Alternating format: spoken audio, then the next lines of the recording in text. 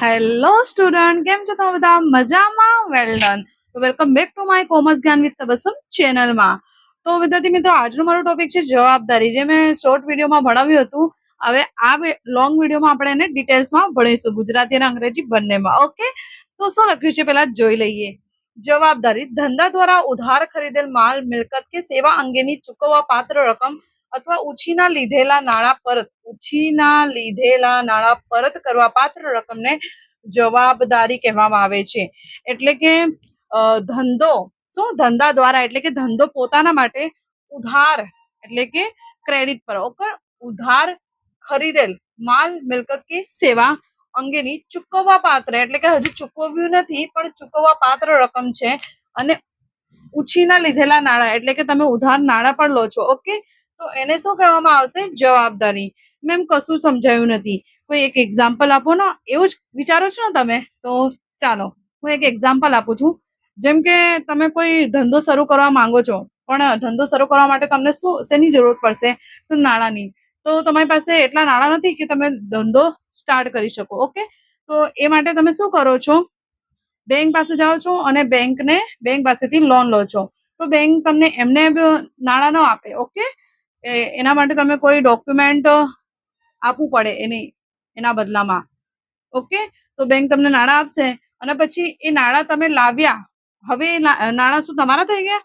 ના, હજુ તમારી એની જવાબદારી છે. એટલે કે જ્યાં સુધી બેંકને તમે એ નાણાં ન ચૂકવો ત્યાં સુધી તમે એ બેંક સાથે બંધાયેલા છો. ઓકે, તો એને શું કહેવાશે? જવાબદારી. મેમ આ પણ ન સમજાયું, તો એક પ્રેક્ટિકલ એક્ઝામ્પલ આપી દઉં. ધારો કે તમે કોઈ ટ્યુશન ક્લાસમાં જાઓ છો અને તમને પણ ટ્યુશન ક્લાસીસ સ્ટાર્ટ કરવું છે, તો તમે સૌપ્રથમ વ્હાઇટ બોર્ડ પરચેસ કરવા જશો દુકાનદાર પાસે, અને પછી તમારી પાસે નાણાં નથી તો તમે દુકાનદારને શું કહો છો કે હું 15 દિવસમાં એ નાણાં ચૂકવી દઈશ. તો હવે તમે જે બોર્ડ લાવ્યા, ભણાવવા માટે જે બોર્ડ લાવ્યા, એના નાણાં તમે ચૂકવ્યું નથી, તો જ્યાં સુધી એ રકમ ન ચૂકવો ત્યાં સુધી એ વસ્તુની જે કિંમત છે, જે નાણાં છે, એ તમારા માટે શું થશે? જવાબદારી. કાં તો એ વસ્તુ પણ તમારી જવાબદારી છે. ઓકે, તો એક એક્ઝામ્પલ મેં લખેલું છે, જુઓ. જો ધંધો બેંક પાસેથી 50,000 ઉછીના લે તો તે રકમ ધંધાની જવાબદારી ગણાય છે. ઓકે, એ જ એક્ઝામ્પલ, ધંધો બેંક પાસેથી લોન લે તો એ લોનના નાણાં એના માટે શું કહેવાશે? ધંધા માટે એક જવાબદારી કહેવાશે. ઓકે, સમજણ પડી કે નહીં વિદ્યાર્થી મિત્રો? જો ન સમજાય તો કમેન્ટ બોક્સમાં જણાવજો, મેમ નથી સમજાયું. ઓકે, અને જો તમે ચેનલ પર નયા હો તો ચેનલને લાઈક કરો, સબસ્ક્રાઇબ કરો અને વધુમાં વધુ શેર કરો. તમે શેર કરશો તો જ હું આગળ વધી શકીશ અને મારા જ્ઞાનને હું વધારે લોકો સુધી આપી શકીશ. ઓકે, તો તમે વધુમાં વધુ શેર કરો અને ચેનલને સબસ્ક્રાઇબ કરજો. ઓકે, તો હવે અંગ્રેજીમાં જોઈએ શું લખેલું છે. અંગ્રેજીમાં જવાબદારીને લાયબિલિટીઝ કહે છે. તો the amount payable by a business for goods એટલે કે એક અમાઉન્ટ હોય છે જે ચૂકવવાની છે. પેએબલ એટલે કે ચૂકવવાની છે બિઝનેસને ગુડ્સની, property or services purchased on credit. Credit એટલે કે તમે એ વસ્તુને શેમાં પરચેસ કર્યું છે? ઉધારમાં. ઓકે, તો એ વસ્તુની ચૂકવવા પાત્ર રકમ or the amount repayable for money borrowed એટલે કે બોરોવ્ડ એટલે કે તમને ખબર જ છે, તમે કોઈ વસ્તુ કોઈ નાણાં ઉપાડ લો તો એને બોરો કર્યું કહેવાય. ઓકે, બોરોડ કર્યું કહેવાય. It's called a liability. એ જ કોન્સેપ્ટ છે આમાં પણ. ઓકે, એકદમ સિમ્પલ લેંગ્વેજમાં મેં એક્સપ્લેન કર્યું છે કે તમે કોઈ વસ્તુ જ્યારે પરચેસ કરો છો અને એ વસ્તુને તમે જ્યારે ક્રેડિટ પર પરચેસ કરો છો એટલે કે ઉધાર પરચેસ કરો છો, ત્યારે એ રકમ એ પ્રોપર્ટી તમારી માટે શું થઈ જશે? એક લાયબિલિટી થઈ જશે.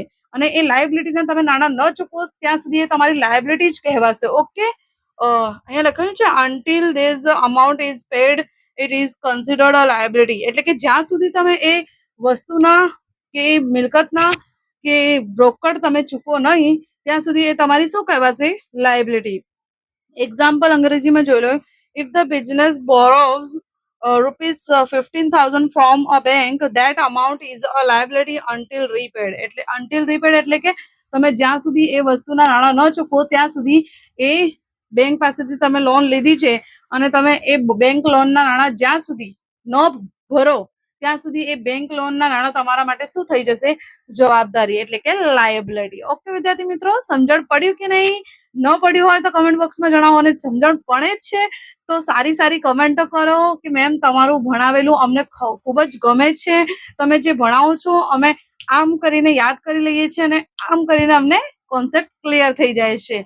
તો મને કેવી રીતે ખબર પડશે કે તમને સમજાય છે? તો તમે કમેન્ટ કરશો ત્યારે જ, અને તમે મારી વિડીયોને દરરોજ જોશો અને તમારા ફ્રેન્ડ સર્કલમાં શેર કરશો અને સબસ્ક્રાઇબ કરશો તો જ હું એક પ્રોત્સાહિત થઈને તમારા માટે વધારે ને વધારે વિડીયો બનાવી શકીશ. ઓકે વિદ્યાર્થી મિત્રો, તો ફરી મળીશું. Bye bye.